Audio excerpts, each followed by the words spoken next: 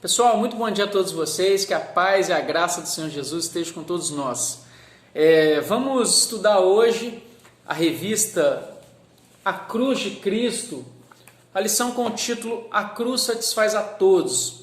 A pergunta introdutória no começo desse vídeo tem como objetivo provocar-nos a responder essa pergunta. Quando Cristo estava morrendo naquela cruz, a quem ele estava pagando o seu resgate?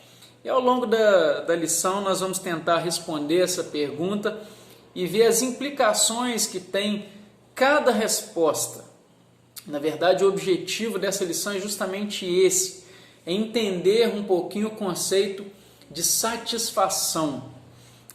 Entender um pouquinho como pode Deus expressar a sua santidade sem nos consumir e ao mesmo tempo o seu amor sem tolerar os nossos pecados. O texto base que a revista traz para nós nessa manhã é o texto de Isaías 53. Vamos abrir e ler aí do versículo 1 ao 4 e depois do versículo 4 a gente vai pular para o versículo 10. Eu gosto muito do profeta Isaías, desse capítulo em especial, porque ele trata aqui e fala de Jesus Cristo. Ele traz Jesus Cristo como um homem de dores, aquele que estaria sofrendo no lugar de nós, do seu povo, que traria ali um sacrifício e esse sacrifício seria substitutivo e eficaz uma vez por todas. Vamos ao texto. Quem creu em nossa pregação e a quem foi revelado o braço do Senhor? Porque foi subindo como renovo perante ele, como raiz de uma terra seca. Não tinha aparência nem formosura, olhamos, mas nenhuma beleza havia que nos agradasse. Era desprezado e mais rejeitado entre os homens, homem de dores e que sabe o que é padecer. E como um de quem os homens escondem o rosto, era desprezado e dele não fizemos caso. Certamente ele tomou sobre si as nossas enfermidades e as nossas dores, levou sobre si, e nós o reputávamos por aflito, ferido de Deus e oprimido. Vamos ao verso 10.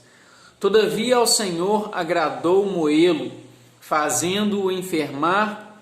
Quando der ele a sua alma como oferta pelo pecado, verá a sua posteridade e prolongará os seus dias, e a vontade do Senhor prosperará nas suas mãos.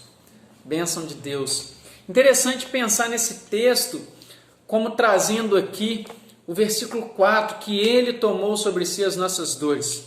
O objetivo da satisfação do sacrifício de Cristo, um dos objetivos foi justamente esse, em que Cristo fosse o substituto perfeito.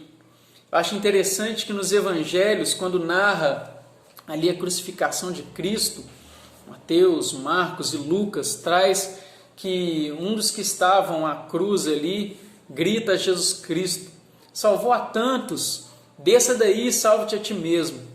Mas na verdade, se Jesus Cristo descesse daquela cruz e salvasse a si mesmo, ele não poderia nos salvar. É por isso que ele não desceu daquela cruz, porque seria impossível salvar a si mesmo e nos salvar ao mesmo tempo. E ali, de forma substitutiva, ele resolve salvar a nós. Olha o que a revista traz. A cruz foi a resposta de Deus ao diabo, à lei, à sua honra ofendida, à ordem moral do mundo e ao seu amor por nós. Simultaneamente, Deus expressou sua santidade sem nos consumir e o seu amor sem tolerar os nossos pecados, salvando-nos na cruz. Meus irmãos, o grande objetivo dessa lição de hoje é justamente isso, trazer as implicações daquele sacrifício na cruz. Muitas vezes a gente só para pensar na cruz no momento de comunhão, de ceia, mas é um momento que nós deveríamos pensar, é um assunto que nós deveríamos pensar todo o tempo. A centralidade da cruz de Cristo. Para quem ele pagou esse resgate? A quem Cristo, ao morrer naquela cruz, ao dizer a célebre palavra tetelestai, ou seja, está consumado, a quem ele disse? O está consumado, tetelestai, era como se fosse um carimbo, todas as vezes que você terminava de pagar uma dívida. É como se fosse uma promissória e quando você tivesse pago toda a dívida, aquele credor carimbasse ali: está pago, está totalmente pago. E esse é o último grito de Jesus Cristo naquela cruz: está consumado. Na verdade, a quem ele pagou esse resgate e com um preço de sangue ele nos comprou, outrora escravos. Na verdade, esse conceito de substituição em que nós devemos ter em mente o que Isaías 53:4 fala, que ele tomou sobre si os nossos pecados, as nossas enfermidades. E prosseguindo o texto, ele vai dizer que o castigo que nos traz a paz estava sobre ele, sobre o Filho de Deus. O primeiro ponto que a revista traz, e eu respondo a você, é que justamente a quem ele não pagou esse resgate, a satisfação, ou satisfazendo, como traz aqui na revista, ao diabo. Entendiam alguns teólogos primitivos, lá no início da igreja, século IV, V, tinha boa parte desses teólogos que entendiam que foi ao diabo que Deus, ou melhor, que Cristo pagou o resgate naquela cruz.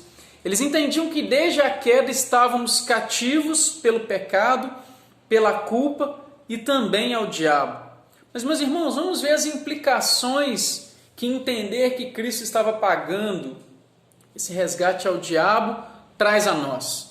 Primeira implicação é que confere mais poder ao diabo do que realmente ele tem. Ou seja, se Deus tem a necessidade de pagar um resgate, pagar ao diabo, subentende que esse credor, no caso o diabo, ele é mais poderoso do que o próprio Deus, uma vez que Deus estaria sujeito a pagar essa dívida a ele. A segunda implicação é justamente uma conexão, ou está ligado e atrelado a esse primeiro conceito, que seria como se tivesse uma transação penal ali, uma transação divina entre o diabo e entre Deus, que também é totalmente refutado aqui por nós. E o terceiro é que tinha poder, que o diabo tinha poder ou teria poder de levar o próprio Cristo à cruz. Nós percebemos que isso é um ultraje a toda a doutrina cristã. O apóstolo Pedro, inclusive, na sua carta, ele vai dizer que eis aí Cristo, o Cordeiro de Deus, morto antes da fundação do mundo. Tem um teólogo que fala que antes que houvesse o haja luz, houve o haja cruz, trazendo para nós então o sentido de que a cruz de Cristo foi um plano arquitetado antes da fundação do mundo por Deus, pelo próprio Deus. Então, nós negamos que o diabo tenha sobre nós quaisquer direitos que Deus seja obrigado a satisfazer. Então, o satisfazendo ao diabo aí, a gente pode riscar com um X bem grande e está fora de cogitação. Como eu disse, é um ultraje a toda a fé cristã, a toda a doutrina que nós aprendemos. Seguindo aí, é a satisfação da lei, meus irmãos. A satisfação da lei porque nós vamos perceber na palavra de Deus que toda a lei foi dada por Deus para revelar única e exclusivamente o seu próprio caráter. Quando Deus chama o povo ali de Israel, tira o povo do Egito, e ali o povo agora chega no deserto, ali ele dá ao povo uma lei moral, como nós conhecemos, os 10 mandamentos através de Moisés. Na verdade, ele estava dando ao povo ali uma forma de agir. Na verdade, Deus estava dizendo que uma vez que ele resgatou esse povo, uma vez que ele tirou esse povo do Egito, esse povo que agora era propriedade exclusiva do próprio Deus, esse povo deveria se comportar de maneira diferente. Diferente daqueles pagãos do qual eles viviam no meio ali, no povo, no Egito. Agora esse povo tinha uma lei moral. Agora esse povo refletia a lei do próprio legislador, do próprio Deus. É inconcebível que a lei moral de Deus possa ser quebrada sem as consequências terríveis. Na verdade, ao olhar para os 10 mandamentos, nós percebemos isso. Vamos um texto de Ezequiel 18, 20. Abra a Bíblia de vocês aí, Ezequiel 18, 20. Vamos trazer um pouquinho das implicações de se quebrar essa lei. Ezequiel 18, 20. A alma que pecar, essa morrerá. Só a parte A aí. A alma que pecar, essa morrerá. Na verdade, a lei ela traz exatamente isso. Que uma vez que Deus estabeleceu a lei, a quebra dessa lei traria implicações para o seu povo, traria consequências ao seu povo. E a alma que pecar, essa morrerá. Na verdade, meus irmãos, todo pecado ele é digno de morte. Paulo vai reiterar esse conceito em Romanos. Vamos abrir lá para a gente confirmar em Romanos 6, 23, quando ele traz que porque o salário do pecado é a morte, mas o dom gratuito de Deus é a vida eterna em Cristo Jesus, nosso Senhor. Vamos aí continuar na Bíblia em Gálatas 3. Nós vamos ler 3 versículos de Gálatas 3. 2 versículos. Vamos ler aí o versículo 10, Gálatas 3:10. Olha o que diz: Todos quantos, pois, são das obras da lei, estão debaixo da maldição, porque está escrito: maldito todo aquele que não permanece em todas as coisas escritas no livro da lei. Meus irmãos, aqui está a grande questão da lei. A lei, na verdade, ela nos serve de 2 modos. Primeiro, é claro que nos serve para mostrar o caráter moral do Deus que é o legislador, que é o criador da lei. E segundo, mostra a nossa incapacidade de nos submetermos, de cumprir toda a lei. É por isso que a Bíblia fala que maldito todo aquele que não guarda essa lei, que não consegue cumpri-la. E Paulo continua o seu argumento no versículo 13. Ele diz o seguinte: Cristo nos resgatou da maldição da lei, fazendo-se Ele próprio maldição em nosso lugar, porque está escrito: maldito todo aquele que for pendurado em um madeiro. Vocês conseguem perceber nesse versículo o conceito aí de satisfação? Na verdade, Cristo estava satisfazendo as exigências da lei. Cristo, na verdade, se fez maldito não por ter pecado. Aqui está o conceito intrínseco de substituição. Na verdade, Cristo nos substitui e Ele cumpre as exigências da lei. Na verdade, Ele não cumpre somente ao ser punido na cruz por nossos pecados, os pecados que nós merecíamos por quebrar a lei, que nós merecemos dia após dia, porque dia após dia nós percebemos que nós quebramos a lei. É por isso que a lei inevitavelmente tem que nos levar a Cristo, dada a nossa incapacidade de cumpri-la. Mas na verdade Cristo também, Ele não cumpre as exigências da lei somente na sua morte. É por isso que Ele, até os 33 anos, Ele vive uma vida reta. Eu gosto muito da frase que Jesus usa, Ele fala: quem dentre vós pode me acusar de pecado? Na verdade, na vida e na morte, Cristo satisfaz as exigências da lei, porque Ele viveu a vida que era esperada de nós, que era esperada de mim, que era esperada de você. E ao morrer naquela cruz, sobre si Deus despeja a ira que seria despejada sobre mim e sobre você, dada a nossa incapacidade moral, que perdemos desde a queda, de cumprir as exigências da lei. Na verdade, a lei aponta para o caráter do próprio Deus, que é o legislador. Não somos salvos pela lei, mas não estamos sem lei. Na verdade, o conceito que a carta de Gálatas traz, que Paulo traz, é exatamente esse, que nós temos uma incapacidade de cumprir a lei. É por isso que ele aponta para a supremacia de Cristo, para a superioridade de Cristo, para a necessidade de Cristo, porque ele traz Cristo como aquele que cumpriu as exigências da lei, tanto na sua vida quanto na sua morte. Além do fato de que Paulo, ele usa uma palavrinha, ele fala que a lei acaba sendo o aio, ou seja, um condutor que nos leva a Cristo. Porque eu não consigo cumprir a lei, eu vou até Cristo, que a cumpriu por mim. A gente lembra da frase que Cristo fala, que eu não vim revogar a lei, mas cumpri-la. Na verdade, eu costumo pensar que só existe um homem que seria o que foi salvo por cumprir toda a lei.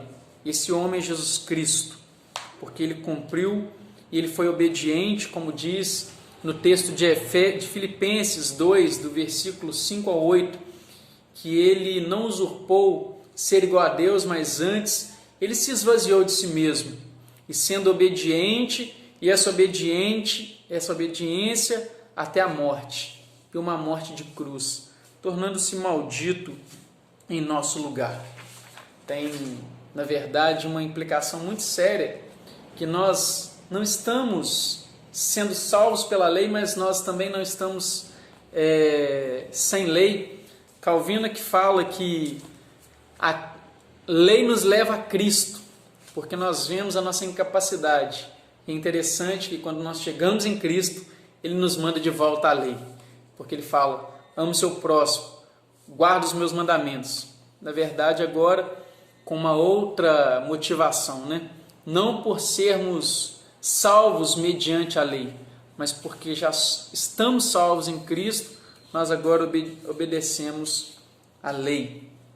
O segundo ponto aí, meus irmãos, que a revista traz para nós, depois da satisfação à lei, é satisfazendo a honra e a justiça de Deus. O texto que nós vamos ler aqui é Romanos 2, 23. Abra comigo. Escola Bíblica é para isso, é para a gente manusear a nossa Bíblia, a nossa espada. Romanos 2, 23, olha o que diz. Tu que te glorias na lei, desonras a Deus pela transgressão da lei? É Paulo novamente trazendo a questão que o descumprir a lei, o simples fato de nós não cumprirmos a lei, traz uma desonra ao próprio Deus, que é o legislador. Olha a linguagem de Malaquias, o Velho Testamento, Malaquias 1,6. Malaquias, aí, o último livro do Velho Testamento, antes aí de Mateus. Malaquias 1,6. O filho honra o pai e o servo ao seu senhor. Se eu sou o pai, onde está a minha honra? E eu sou o Senhor, onde está o respeito para comigo, diz o Senhor dos Exércitos, a vós outros, ó sacerdotes, que desprezais o meu nome. Vós dizeis, em que desprezamos nós o teu nome? Na verdade, é Deus trazendo essa convocação ao seu povo, aos seus sacerdotes, em que eles estavam desonrando o seu nome. Não obstante de estarem pregando, não obstante de estarem falando em nome de Deus, mas com as suas atitudes eles estavam desonrando. Meus irmãos, quantas das vezes nós também, trazendo para nós nos dias de hoje, desonramos a Deus por descumprirmos as suas exigências em que Ele traz para nós na sua palavra. Na verdade, o nosso pecado, ele insulta a Deus, ele fere a honra de Deus, ele afronta a sua santidade. Nós lembramos que lá no Éden, Adão e Eva, o que Adão quis para si? Ele quis ser o seu próprio Deus. Ele quis ser autônomo, independente de Deus. Quando Deus disse, não coma, e ele resolve comer da árvore que era proibida, do fruto que era proibido, na verdade o que ele fez foi exatamente isso. Foi desconsiderar a palavra de Deus, desconsiderar a lei que Deus tinha colocado ali, naquele jardim, e ser autônomo, e ser livre no seu modo de ser, de enxergar as coisas. Se desejamos ser perdoados, devemos pagar o que devemos, mas somos incapazes de fazer isso. Dada essa nossa incapacidade de cumprir a lei, dada essa nossa incapacidade de nos aproximarmos de Deus mediante o cumprimento estrito da lei. Um homem pecador deve a Deus. E nós temos que ter isso em mente, e que essa dívida que nós temos para com Deus por conta da nossa desobediência, ela seria impagável. Pelo menos nós não teríamos condições de pagar essa dívida, de satisfazer a exigência da lei de Deus e satisfazer a honra e a justiça de Deus. tem aqui um trecho extraído das Institutas, escrita por Calvino. Há um desacordo perfeito e irreconciliável entre justiça e injustiça. Era ou foi necessário que Cristo sofresse a severidade da vingança de Deus, pacificasse a sua ira e santificasse e satisfizesse perdão ao seu juízo. Isaías 53:5 traz exatamente isso. O castigo que nos traz paz estava sobre ele, estava sobre Cristo. Na verdade, a necessidade da satisfação dessa ira de Deus, dessa justiça de Deus, foi toda posta sobre aquele único homem que foi capaz de satisfazer na vida e na morte, Jesus Cristo. Irmãos, as implicações que os nossos pecados eles nos colocam exatamente em dívida com Deus. E nós somos incapazes de satisfazer essa exigência, satisfazer essa dívida, pagar essa dívida. O conceito que a palavra vai trazer o tempo inteiro sobre a questão de expiação do pecado, da culpa, e depois ela traz o conceito geralmente junto, expiação e propiciação, é exatamente essa. Expiação porque Deus nos limpa o pecado, Deus paga o pecado, pune o pecado em Cristo, e agora nós temos o nosso pecado expiado, limpo diante de Deus. E a propiciação, que é da palavra propício, ela nos faz e nos torna propícios novamente, nos religando, nos conectando novamente a Deus. E por fim, a questão da satisfação de si mesmo, Deus satisfazendo a si mesmo. Vamos ao texto de Ezequiel, abra sua Bíblia, Ezequiel 36. Ezequiel, Velho Testamento, Ezequiel 36. Vamos ler os versos 21 a 23.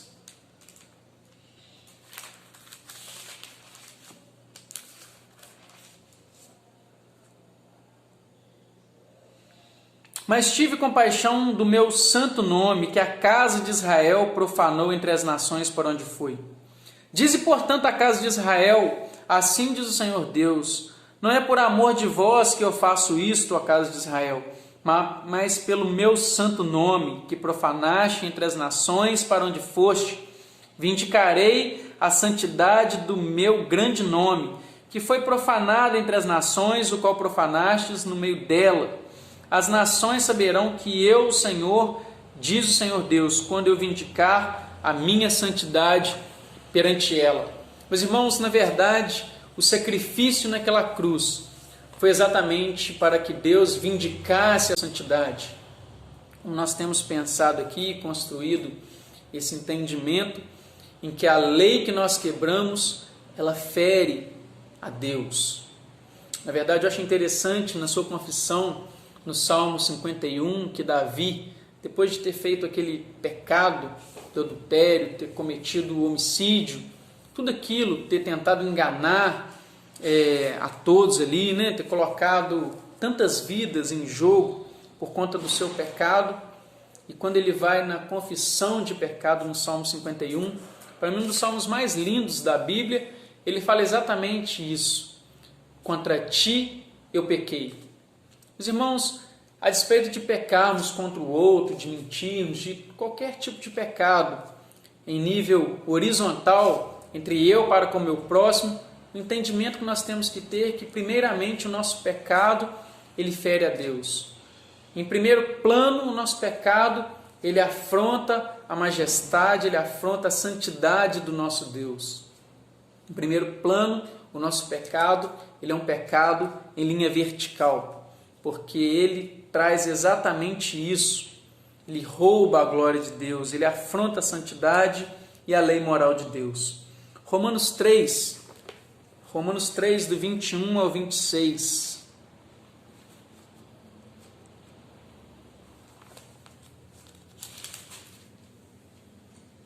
Romanos 3, do 21 ao 26 diz o seguinte: mas agora sem lei se manifestou a justiça de Deus, testemunhada pela lei e pelos profetas. Justiça de Deus mediante a fé em Jesus Cristo, para todos e sobre todos os que creem. porque não há distinção. 23.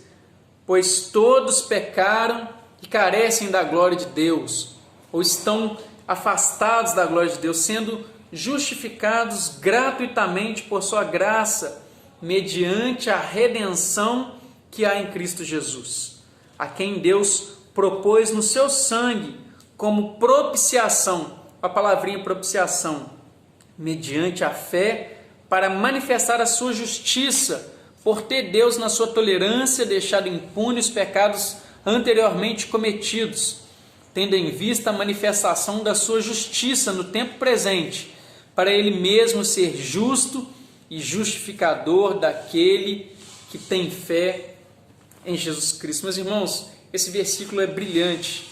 Eu amo esse versículo quando ele termina ali, dizendo no seu argumento, Paulo trazendo que ele é justo e justificador. Como que Deus, repetindo a pergunta que nós iniciamos a nossa lição, como é que Deus pode expressar a sua santidade sem nos consumir e ao mesmo tempo o seu amor sem tolerar os nossos pecados? Olha só as implicações dessa pergunta. Como que Deus é um Deus santo e Ele pode expressar isso sem nos consumir e ao mesmo tempo expressar o seu amor sem tolerar os nossos pecados? Interessante que se estivéssemos diante de um juiz e na frente desse juiz um assassino cruel, um serial killer, num caso hipotético, imagine que está ali diante do juiz um serial killer que matou ao longo da sua vida ali mais de 100 pessoas, dentre essas pessoas crianças, mulheres, jovens, adultos, ceifou mais de 100 pessoas. Quantas famílias essa pessoa não destruiu? Imagine que esse juiz, ao sentenciar esse serial killer, batesse ali e desse para ele a pena de 5 anos. Imagina só, ele deu uma pena de 5 anos. O que você diria desse juiz? Com toda certeza, nós chamaríamos esse juiz de corrupto. Com toda certeza, nós acharíamos que esse juiz não foi tão justo assim, ele não exerceu justiça ao punir de forma branda aquele assassino tão cruel. E, na verdade, é exatamente os termos que Paulo traz. É o entendimento que Paulo tem em mente.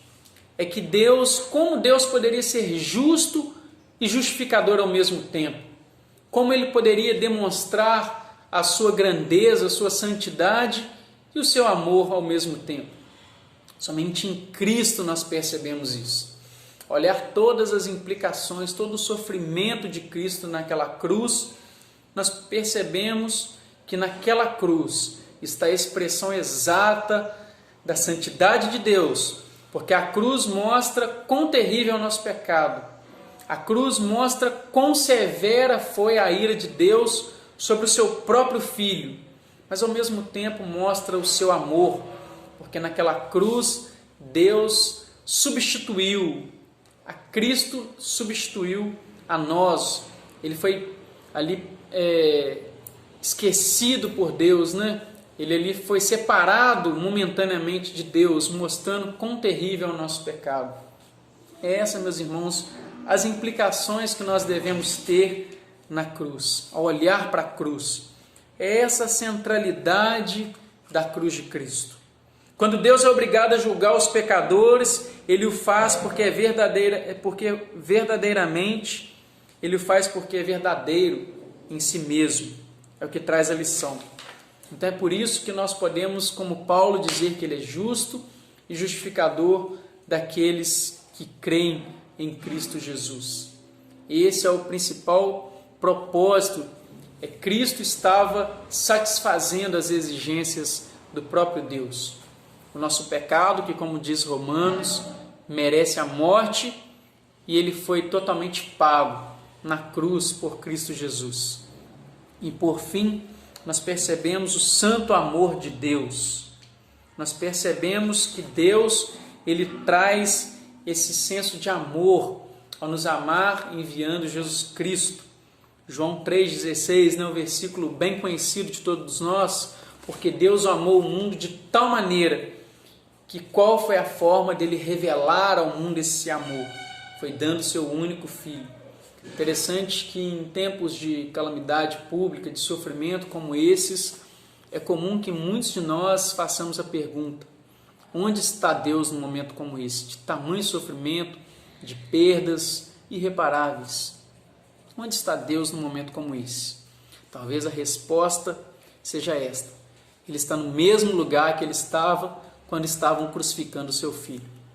E por fim, terminando, as implicações e as aplicações práticas dessa lição para nós.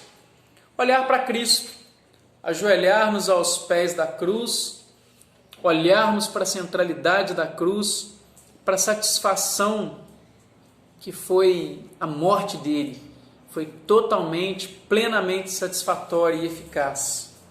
E por fim, a verdadeira fé, pedir que Ele remova os nossos pecados e entender que os nossos pecados são terríveis, que o nosso pecado afronta a santidade de Deus, mas que Cristo satisfez as exigências de Deus. Então, recapitulando, a única coisa que nós refutamos é que a cruz satisfez a um preço exigido pelo diabo. Isso é totalmente descartado. Mas naquela cruz, o próprio Cristo satisfez as exigências da lei, satisfez e vindicou a honra e a justiça de Deus e satisfez a si mesmo. Eu me lembro que nós olhamos para a Bíblia Sagrada e percebemos que do Velho ao Novo Testamento aponta para Cristo. Aponta para Cristo. O velho caminha em direção ao novo, apontando para Jesus Cristo. E do novo em diante, fala de Jesus Cristo. Então nós também devemos olhar para Cristo, olhar para a sua cruz, estarmos aos pés da cruz e clamarmos por misericórdia. Termino com o texto de Romanos 5. Justificados, pois, mediante a fé, temos paz com Deus por meio do nosso Senhor Jesus Cristo. Meus irmãos, as implicações da cruz, da satisfação que Cristo trouxe ao morrer naquela cruz são inúmeras, mas a maior delas é que nós, outrora inimigos por termos quebrado a lei de Deus, agora nós fomos reconciliados, unidos com Cristo em Deus. Estamos agora justificados, ou seja, fomos declarados justos e agora temos paz com Deus. Que Deus nos abençoe, que Deus nos conduza no decorrer desses dias tão difíceis em que nós somos impelidos a orarmos. A Igreja de Jesus Cristo, ela deve fazer diferença em momentos como esse, porque ela aponta para Cristo, porque ela busca a razão em Cristo, a razão do seu sofrimento, a razão da sua vida, o seu consolo está totalmente em Cristo. Nós olhamos para a cruz de Cristo. É isso que nos traz consolo nesses dias tão turbulentos, meus irmãos. Que Deus nos abençoe, a paz e a graça. Muito obrigado a todos vocês que nos assistiram e seguimos forte